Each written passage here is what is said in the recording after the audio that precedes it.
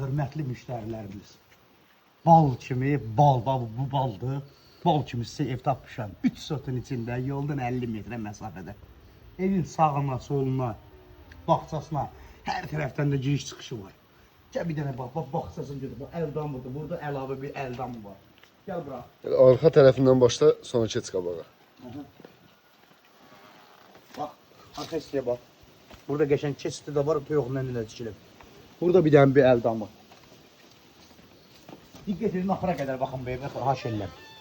Axırda da qiymətini deyəcəm, bax, bir bura.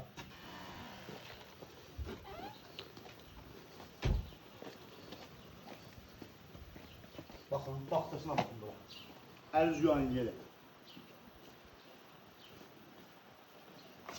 Bax, buradan bir dənə otaq abdelini içəri girir.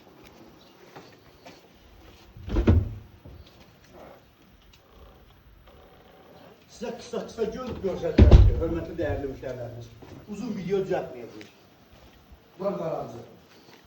Qarajlar əlavə bir dənə də otaq. Bax, çəkmirəm, inşallah gəlib görəcəksiniz. Bax, millərinə bir dənə fişə verin altdan.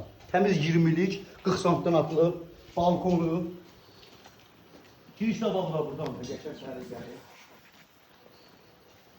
3 sotun içində şəxsi çıxırda 1, 2, 3, 4, 5, 6, 7, 8, 9, 10.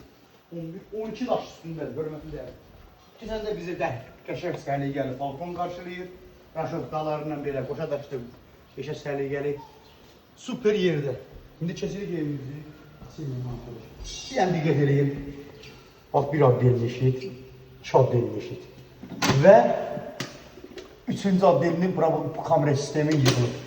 Və internetin qəşəng səliqəli. Şəxsi bizdə görür. Nə deyərlər? Bizim zal daşlayır, kombizi radiyalara qoyulur, baxışlar sağa bir yana sola. Kameranın pencereden ağzını tut, bir dənə balonuna bir dənə baxsınlar. Bu evə alanında bu kuxunu bir hədiyyə verəcək. Bax, pencereden ağzına baxın ki, demək olur 50 santıdır. Bana bir maşallah olsun, bunu buydu qoy. Və qardaş, bura nə varmış bu? Bu atını 2 metrələr işləyir verir, radiyalar. Ondan sonra kes bir yan boğdan gözət.